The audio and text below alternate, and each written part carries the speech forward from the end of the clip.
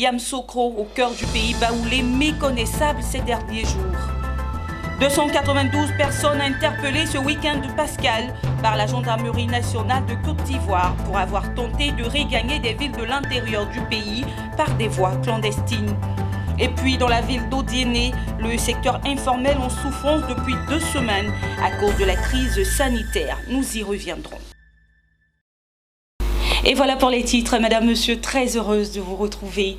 Les populations de Yamoussoukro, dans le centre de la Côte d'Ivoire, se sont bel et bien rendues compte de la réalité du coronavirus. Chaque week-end, Pascal connaît son lot d'ambiance et d'organisation de la fête de Pâques baptisée Pakinou. Cette année, cette fête n'a pu avoir lieu à cause du coronavirus.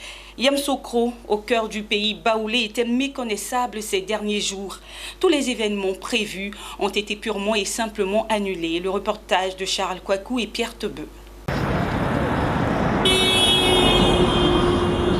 Cette année 2020, la fête de Pâques est particulièrement différente dans l'histoire de la célébration de ces retrouvailles entre les fils et filles de plusieurs localités de la grande région du centre du pays. À Yamoussoukro, cette fête qui attirait du monde n'a pas eu lieu. Gare désert, rues vides, maquis fermés, pas de musique. C'est le décor que présente la ville de Yamoussoukro en ce jour de Pâques ou Pakinou. Considérée comme la ville de Pakinou pendant les week-ends pascals, ces espaces qui accueillaient les festivités sont restés vides à l'image de la place Jean-Paul II qui de coutume accueillait Pakinou Festival, tout comme la place Semanzouessi qui était transformée chaque année en Pakinoukro. Au quartier Thérèse, c'est le même décor. Chez la famille Kofi, pas de musique. Cette famille qui d'habitude accueillait les autres membres pour des réunions et des parades les jours de Pâques. Chaque année, la fête se passe bien avec les enfants, tout le monde. Mais cette fois-ci, à cause de la maladie, je suis avec ma petite famille.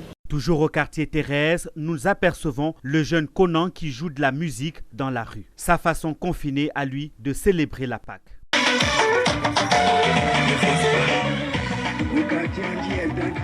Comme aujourd'hui c'est la fête et tout le monde est chez lui, je veux amener les gens à oublier la maladie et enjailler un peu les gens chez eux à la maison.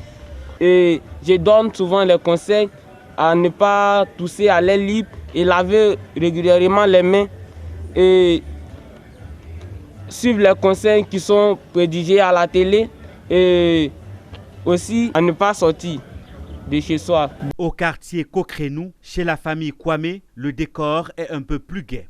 Voilà, je suis à la maison avec la famille. Nous sommes là vraiment nous amuser. Habituellement, nous avons l'habitude d'aller dans les villages pour voir s'amuser. Mais pour ne pas vraiment louper l'événement, nous avons accepté comme ça de s'amuser avec la famille à la maison. Et tout se passe bien et bonne fête de Pakinou à tous ceux qui sont à la maison avec les familles aussi et qui font pareil comme moi. Il faut le dire, le peuple baoulé qui célèbre de façon particulière la fête de Pâques n'oubliera pas de sitôt Pakinou 2020. Rendez-vous est pris pour Pakinou 2021. Les populations du centre de la Côte d'Ivoire promettent alors de prendre leur revanche. Le coronavirus et Pakinou ne font vraiment pas bon ménage. Certains passagers clandestins se sont rendus compte ce week-end pascal. 292 personnes ont tenté de regagner les villes de l'intérieur du pays par des voies clandestines au mépris des mesures barrières prises par le gouvernement ivoirien. Ces personnes ont été interpellées ce week-end pascal par la gendarmerie nationale de Côte d'Ivoire. Le compte rendu de Corona C. Congo Kofi. Ils n'ont pas voulu respecter les mesures édictées par le coronavirus. La gendarmerie nationale fait un rappel. Ces 292 personnes ont tenté de regagner des villes de l'intérieur du pays par des voies clandestines, au mépris des mesures barrières prises par le gouvernement ivoirien dans le cadre de la lutte contre le coronavirus. Depuis l'entrée en vigueur de la mesure d'isolement d'Abidjan le 29 mars 2020, plusieurs citoyens, en complicité avec des transporteurs, soit par taxi-compteur, mototaxi, des véhicules particuliers ou même à pied, tentent de contourner les dispositifs mis en place pour filtrer les passages. Malheureusement pour eux, la gendarmerie nationale qui veille au grain a réussi à déjouer leur plan. C'est ainsi que du jeudi 9 au samedi 11 avril 2020, ces 292 personnes ont été interpellées, de même que 2 minicars appelés communément Baka, 14 taxis-compteurs, 4 tricycles, un taxi brousse, 3 mototaxis et un véhicule civil ont été saisis. Une fois dans les encablures du poste à péage d'Atenguié, sur l'autoroute du Nord, ces derniers tentent de contourner le dispositif sécuritaire par des pistes villageoises pour se retrouver au-delà du poste à péage. Dès leur arrivée après le péage, ils sont récupérés par des véhicules ou des motos pour d'autres destinations telles que les villes de Divo, Tiasalé, Saint-Fra. Chacun d'eux, surpris par le maillage de la gendarmerie nationale aux différentes sorties d'Abidjan, avance des arguments ne dénotant pas d'une urgence avérée. Face à la gravité de la pandémie du coronavirus, le général de division Alexandre Apalo Touré, commandant supérieur de la gendarmerie nationale, s'est rendu sur le terrain, précisément au poste à péage d'Atenguié, dans la soirée du samedi 11 avril 2020, pour vérifier le bon fonctionnement du dispositif mis en place pour veiller à la stricte application des mesures barrières en vigueur. Le commandant supérieur en a profité pour sensibiliser les personnes interpellées avant d'appeler à la responsabilité de chaque citoyen. Il faut rappeler que pour faire face à la maladie à coronavirus aux conséquences désastreuses Covid-19, le gouvernement ivoirien a arrêté un certain nombre de mesures barrières. Parmi celles-ci, l'on peut citer la limitation du nombre de passagers dans les véhicules de transport en commun et surtout l'interdiction de quitter Abidjan pour les villes de l'intérieur, sauf autorisation officielle.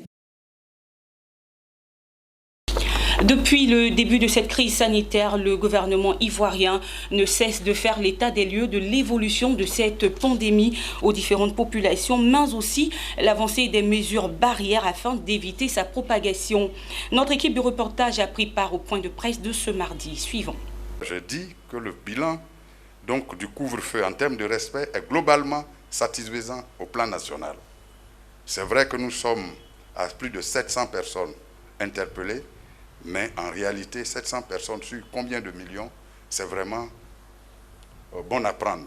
Même si des efforts restent à faire, ainsi que je le dis, pour nous permettre de nous consacrer partout donc, à nos activités régaliennes, qui sont donc, je le rappelle, la sécurisation des personnes et des biens. Donc en tout cas, nous prions qu'on n'arrive pas au confinement obligatoire, parce que ce serait une mesure que l'État pourrait prendre vraiment à contre-cœur, s'il faut le dire.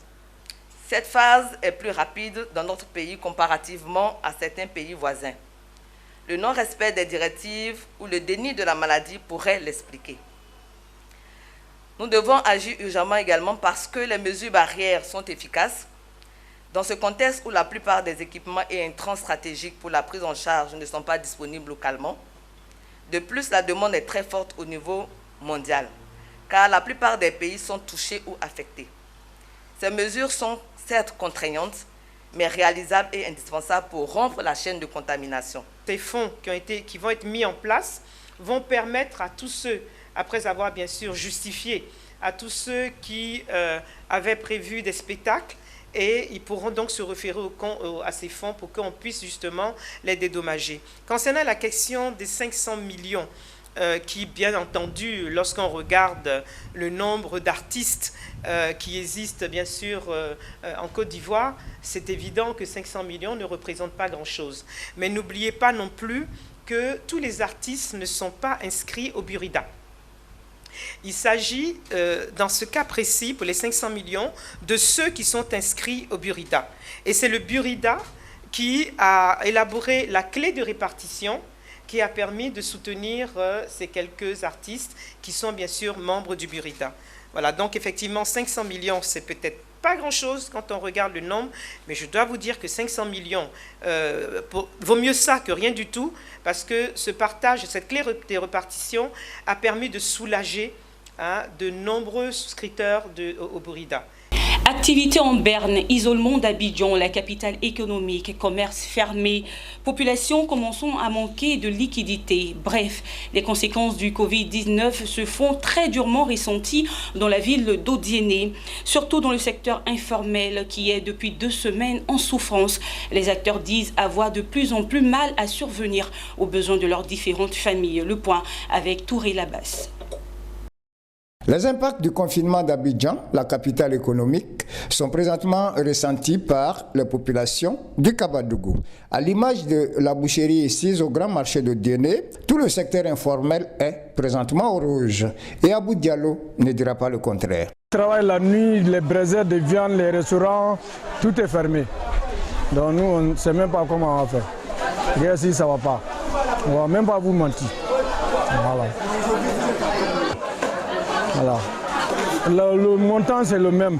On n'a pas diminué, on n'a pas augmenté. Adossé à la République du Mali, qui vient d'enregistrer des cas de coronavirus, Odiéné ne commerce plus avec Bamako. Et cela a des répercussions sur le Denguélé. À preuve, M. Diallo Enza, dont le chiffre d'affaires par jour était de 600 000 francs CFA, tourne aujourd'hui au ralenti.